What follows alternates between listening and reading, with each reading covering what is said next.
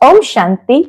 आज 24 जनवरी 2025 के बाबा के अनमोल मधुर महावाक्य सुनेंगे। आज की बाबा की मुरली शिक्षास्पद है।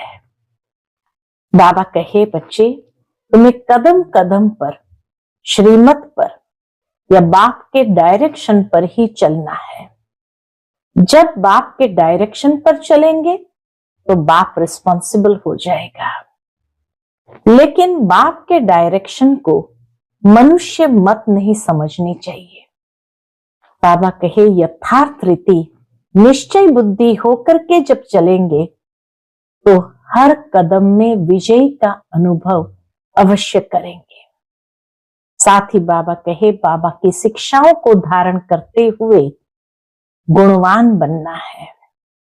बाबा कहे, तुम बच्चों को कभी भी कांटे नहीं बनना है या किसी को कांटा लगाना नहीं है। फूल बन करके अच्छी सेवा करनी है। कभी भी आपस में लड़ना नहीं है और दुख देना ये भी एक प्रकार का कांटा लगाना ही है। तो सुनते हैं आज के बाबा के अनमोल मधुर महावाक्य। ओम शांति। मीठे बच्चे, तुम एक बाप के डायरेक्शन पर चलते चलो तो बाप तुम्हारा रिस्पॉन्सिबल है। बाप का डायरेक्शन है, चलते फिरते मुझे याद करो। आज की मुरली से प्रश्न है, जो अच्छे गुणवान बच्चे हैं उनकी मुख्य निशानियां क्या होगी? उत्तर, वह कांटों को फूल बनाने की अच्छी सेवा करेंगे, किसी को भी कांटा नहीं लगाएंगे, कभी भी आपस में लड़ेंगे नहीं, किसी को भी दुख नहीं देंगे। दुख देना भी कांटा लगाना है। आज की मुरली से पहले गीत बजा है, यह वक्त जा रहा है। ओम शांति। मीठे मीठे सिकिलदे रूहानी बच्चों ने नंबरवार पुरुषार्थ अनुसार इस गीत का अर्थ समझा। नंबरवार इसलिए कहते हैं क्योंकि कोई तो फर्स्ट ग्रेड में समझते हैं, कोई सेकंड ग्रेड में और कोई थर्ड ग्रेड में, इसीलिए नंबरवार कहते हैं बाबा। समझ भी हर एक की अपनी अपनी है, निश्चय बुद्धि भी हर एक की अपनी है। बाप तो समझाते रहते हैं, ऐसा ही हमेशा समझो कि शिव बाबा इन द्वारा डायरेक्शन देते हैं। तुम आधा कल्प आसुरी डायरेक्शन पर चलते आए हो। अब ऐसे निश्चय करो कि हम ईश्वरीय डायरेक्शन पर चलते हैं तो बेड़ा पार हो सकता है। अगर ईश्वरीय डायरेक्शन न समझ मनुष्य का डायरेक्शन समझा तो मूंझ पड़ेंगे। बाप कहते, मेरे डायरेक्शन पर चलने से फिर मैं रिस्पॉन्सिबल हूं ना, बाबा ही रिस्पॉन्सिबल है। इन द्वारा जो कुछ होता है उनकी एक्टिविटी का मैं ही रिस्पॉन्सिबल हूं। ब्रह्मा बाबा की एक्टिविटी के लिए भी बाबा ही रिस्पॉन्सिबल है, उसको हम राइट करेंगे। अगर कुछ हो भी जाए तो बाबा उसको राइट करेंगे। तुम सिर्फ हमारे डायरेक्शन पर चलो। जो अच्छी रीति याद करेंगे वही डायरेक्शन पर चलेंगे। योगी तो आत्मा ही बाबा के डायरेक्शन को अच्छी तरह समझते हुए चलेंगे। कदम कदम ईश्वरीय डायरेक्शन समझ चलेंगे तो कभी घाटा नहीं होगा। एक तो बाबा रिस्पॉन्सिबल हो जाएगा, दूसरा कभी भी घाटा नहीं होगा। निश्चय में ही विजय है। बस बाप के डायरेक्शन पर निश्चय बुद्धि होकर के चलना है। बहुत बच्चे इन बातों को समझते नहीं हैं। थोड़ा ज्ञान आने से देह अभिमान आ जाता है। योग बहुत ही कम है। ज्ञान तो है हिस्ट्री ज्योग्राफी को जानना, ये तो सहज है। यहां भी मनुष्य कितनी साइंस आदि पढ़ते हैं। ये पढ़ाई तो इजी है, बाकी मेहनत है योग की। कोई कहे बाबा हम योग में बहुत मस्त रहते हैं, बाबा मानेगा नहीं। बाबा हर एक की एक्ट को देखते हैं। बाप को याद करने वाला तो मोस्ट लवली होगा। याद नहीं करते इसलिए ही उल्टा सुल्टा काम होता है। बहुत रात दिन का फर्क है। कहीं समझते हम बाबा की याद में मस्त रहते, बाबा कहे अगर याद में है तो उसका प्रमाण कोई भी उल्टा सुल्टा काम होता ही नहीं। बहुत रात दिन का फर्क है। अभी तुम इस सीढ़ी के चित्र पर भी अच्छी रीति समझा सकते हो। इस समय है कांटों का जंगल, यह बगीचा नहीं है।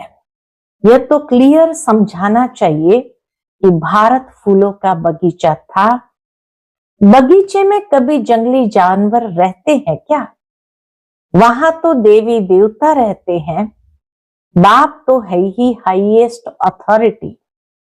और फिर ये प्रजापिता ब्रह्मा भी हाईएस्ट अथॉरिटी ठहरे। बाबा तो है हाईएस्ट अथॉरिटी, फिर ये प्रजापिता ब्रह्मा भी हाईएस्ट अथॉरिटी ठहरे। ये दादा है सबसे बड़ी अथॉरिटी। शिव और प्रजापिता ब्रह्मा आत्माएं हैं शिव बाबा के बच्चे, और फिर साकार में हम भाई बहन सब है प्रजापिता ब्रह्मा के बच्चे। यह है सबका ग्रेट ग्रेट ग्रैंडफादर। ऐसे हाईएस्ट अथॉरिटी के लिए हमको मकान चाहिए।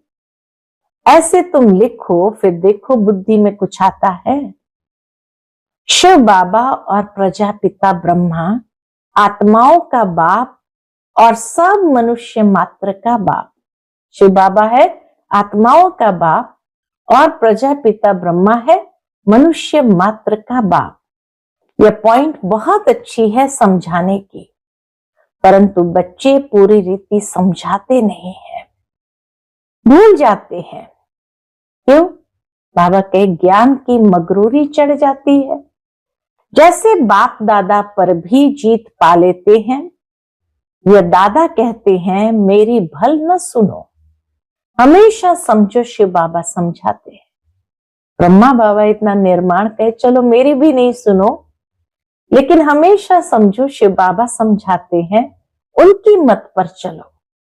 डायरेक्ट ईश्वर मत देते हैं कि यह करो, रिस्पॉन्सिबल हम है। ईश्वरीय मत पर चलो, यह ईश्वर थोड़ी है। तुमको ईश्वर से पढ़ना है ना। हमेशा समझो ये डायरेक्शन ईश्वर देते हैं।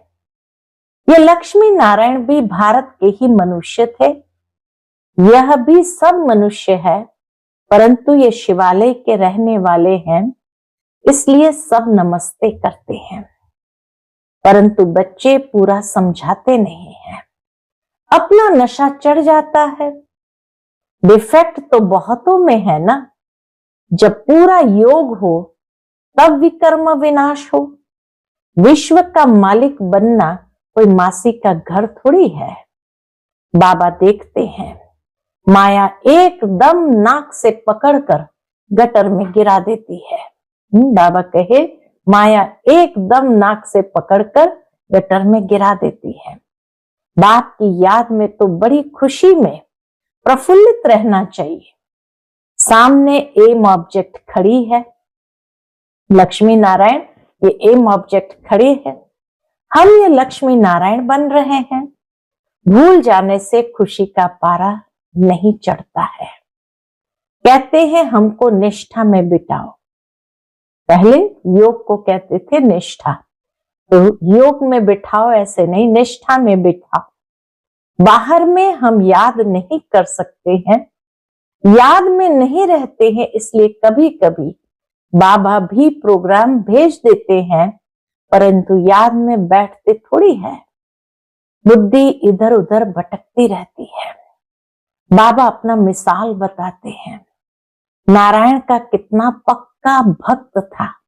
ब्रह्मा बाबा नारायण का कितना पक्का भक्त था। जहां तहां साथ में नारायण का चित्र रहता था, फिर भी पूजा के समय बुद्धि इधर उधर भागती थी। इसमें भी ऐसा होता है, शिव बाबा की याद में भी ऐसा होता है। बाप कहते चलते फिरते बाप को याद करो, परंतु कई कहते हैं बहन निष्ठा करावे। हाँ, बहन जी आकर के हमें निष्ठा करावे यानी योग कराएं। निष्ठा का तो कोई अर्थ ही नहीं है। बाबा हमेशा कहते याद में रहो। कई बच्चे निष्ठा में बैठे बैठे ध्यान में चले जाते हैं, न ज्ञान न याद रहती, या तो फिर झुटके खाने लग पड़ते हैं। बहुतों को आदत पड़ गई है। यह तो अल्पकाल की शांति हो गई, गोया बाकी सारा दिन अशांति रहती है। चलते फिरते बाप को याद नहीं करेंगे तो पापों का बोझा कैसे उतरेगा। आधा कल्प का बोझा है, इसमें ही बड़ी मेहनत है। अपने को आत्मा समझो और बाप को याद करो। बल बाबा को बहुत बच्चे लिख भेजते हैं, इतना समय याद में रहा, परंतु याद रहती नहीं है। चार्ट को समझते ही नहीं है। बाबा बेहद का बाप है, पतित पावन है तो खुशी में रहना चाहिए। ऐसे नहीं हम तो शिव बाबा के हैं ना, ऐसे भी बहुत है। समझते हैं हम तो बाबा के हैं, लेकिन याद बिल्कुल करते नहीं। अगर याद करते होते तो फिर पहले नंबर में जाना चाहिए। किसको समझाने की भी बड़ी अच्छी बुद्धि चाहिए। हम तो भारत की महिमा करते हैं। नई दुनिया में आदि सनातन देवी देवताओं का राज्य था, अभी है पुरानी दुनिया। आयरन एज व सुख धाम या दुख धाम। भारत गोल्डन एज था तो इन देवताओं का राज्य था। कहते हैं हम कैसे समझे कि इनका राज्य था। कई लोग कहते हैं ना कि हम कैसे समझे कि इनका राज्य था। ये नॉलेज बड़ी वंडरफुल है। जिसकी तकदीर में जो है, जो जितना पुरुषार्थ करते हैं तो देखने में आता है। तुम एक्टिविटी से जानते हो। है तो कलयुगी भी मनुष्य तो सतयुगी भी मनुष्य, फिर उन्हों के आगे माथा जाकर क्यों टेकते हैं। इन्हों को स्वर्ग का मालिक कहते हैं ना। कोई मरता है तो कहते फलाना स्वर्गवासी हुआ। यह भी नहीं समझते। बाबा कहे बस कह देते स्वर्गवासी हुआ। यह भी नहीं समझते हैं इस समय तो नरकवासी सब है। जरूर पुनर्जन्म भी यहां ही लेंगे। बाबा हर एक की चलन से देखते रहते हैं। बाबा को कितना साधारण रीति से किस किस से बात करनी पड़ती है, संभालना पड़ता है। बाप कितना क्लियर कर समझाते हैं। समझते भी है तो बात बड़ी ठीक है। कोई तो समझ भी जाते कि बात बड़ी ठीक है, फिर भी क्यों बड़े बड़े कांटे बन जाते हैं। एक दो को दुख देने से कांटे बन जाते हैं, आदत छोड़ते ही नहीं। अभी बागबान बाप फूलों का बगीचा लगाते हैं, कांटों को फूल बनाते रहते हैं। उनका धंधा ही यह है। जो खुद ही कांटा होगा तो फूल कैसे बनाएगा। जरूर है जो खुद कांटा होगा वो दूसरों को फूल कैसे बनाएगा। प्रदर्शनी में भी बड़ी खबरदारी से किसको भेजना होता है। अच्छे गुणवान बच्चे वह अच्छे गुणवान बच्चे कौन। अच्छे गुणवान बच्चे वह जो कांटों को फूल बनाने की अच्छी सेवा करते हैं। किसी को भी कांटा नहीं लगाते हैं, अर्थात किसी को दुख नहीं देते हैं, कभी भी आपस में लड़ते नहीं हैं। तुम बच्चे बहुत एक्यूरेट समझाते हो, इसमें किसी की इंसल्ट की तो बात ही नहीं है। अभी शिव जयंती भी आती है। तुम प्रदर्शनी जास्ती करते रहो। छोटी छोटी प्रदर्शनी पर भी समझा सकते हो। 1 सेकंड में स्वर्गवासी बनो अथवा पतित भ्रष्टाचारी से पावन श्रेष्ठाचारी बनो। 1 सेकंड में जीवन मुक्ति प्राप्त करो। जीवन मुक्ति का भी अर्थ समझते नहीं है। तुम भी अभी समझते हो, बाप द्वारा सबको मुक्ति, जीवन मुक्ति मिलती है, परंतु ड्रामा को भी तो जानना है। खाली बाप को जान लिया इतना नहीं, ड्रामा को भी तो जानना है। सब धर्म स्वर्ग में नहीं आएंगे, वह फिर अपने अपने सेक्शन में चले जाएंगे, फिर अपने अपने समय पर आकर स्थापना करेंगे। झाड़ में कितना क्लियर है, एक सतगुरु के सिवाय सदगति दाता और कोई हो नहीं सकता। बाकी भक्ति सिखलाने वाले तो ढेर गुरु है, सदगति के लिए मनुष्य गुरु हो नहीं सकता, परंतु समझाने का भी अकल चाहिए। इसमें बुद्धि से काम लेना होता है। ड्रामा का कैसा वंडरफुल खेल है। तुम्हारे में भी बहुत थोड़े हैं जो इस नशे में रहते हैं। बाबा कहे ड्रामा में भी बहुत थोड़े हैं जो इस नशे में रहते हैं। अच्छा, मीठे मीठे सिकिलते बच्चों प्रति माता पिता बाप दादा का याद प्यार और गुड मॉर्निंग। रूहानी बाप के रूहानी बच्चों को नमस्ते। हम सभी रूहानी बच्चों की रूहानी माता पिता बाप दादा को याद प्यार, गुड मॉर्निंग और नमस्ते नमस्ते। शुक्रिया बाबा, शुक्रिया। उसके बाद बाबा का रात्रि क्लास है और ये रात्रि क्लास 18 मार्च 1968 का है। बाबा कहे तुमको वास्तव में शास्त्रों पर वाद विवाद करने की कोई दरकार नहीं है। मूल बात है ही याद की और सृष्टि के आदि मध्य अंत को समझना है।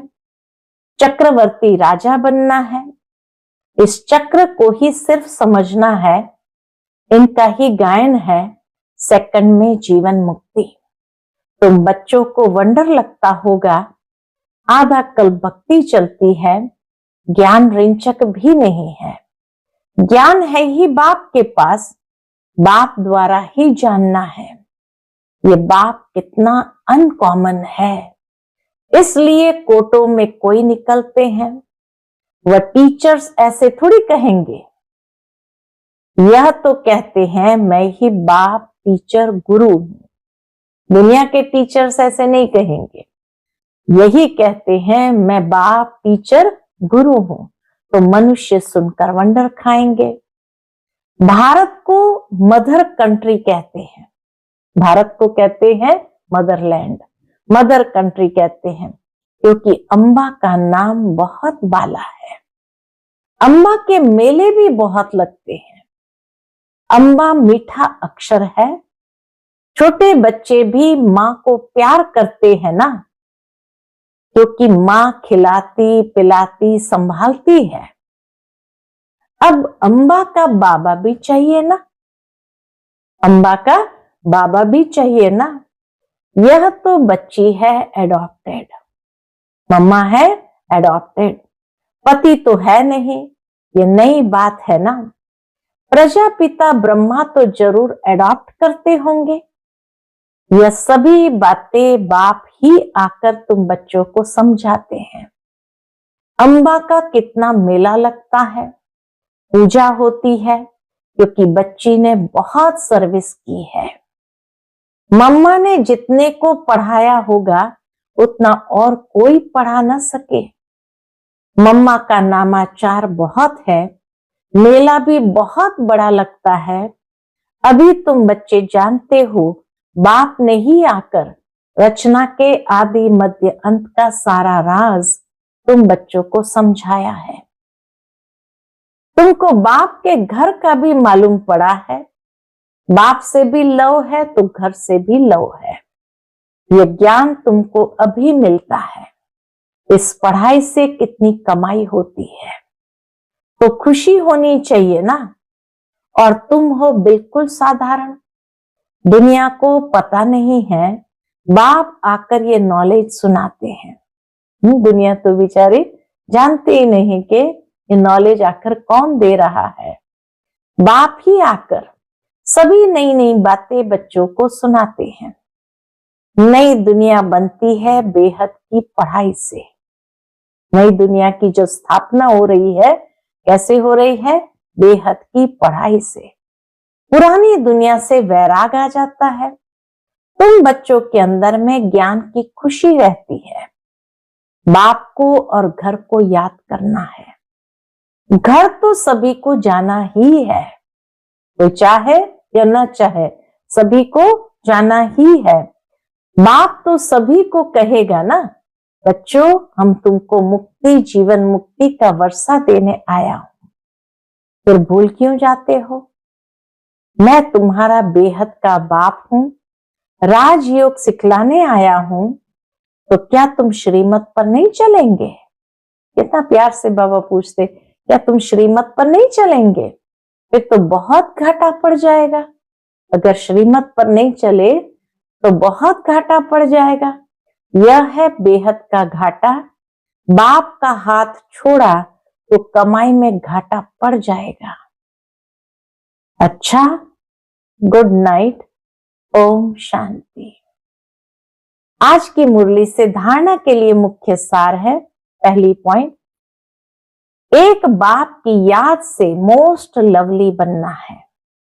चलते फिरते कर्म करते याद में रहने की प्रैक्टिस करनी है। बाप की याद और खुशी में प्रफुल्लित रहना है। दूसरी पॉइंट, कदम कदम ईश्वरीय डायरेक्शन पर चल हर कार्य करना है। अपनी मगरूरी यानी देह अभिमान का नशा नहीं दिखाना है। कोई भी उल्टा सुल्टा काम नहीं करना है, मूंझना नहीं है, कंफ्यूजन में नहीं आना है।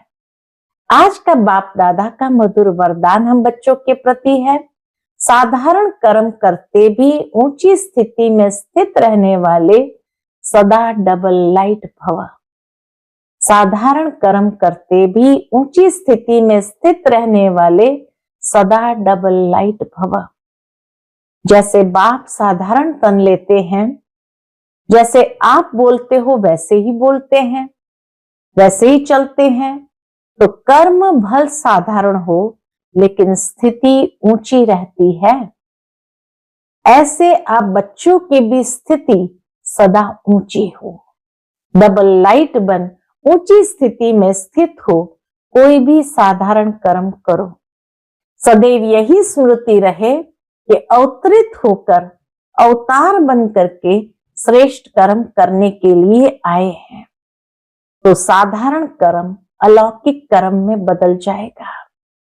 आज का स्लोगन है, आत्मिक दृष्टि वृत्ति का अभ्यास करने वाले पवित्रता को सहज धारण कर सकते हैं। आत्मिक दृष्टि वृत्ति का अभ्यास करने वाले पवित्रता को सहज धारण कर सकते हैं।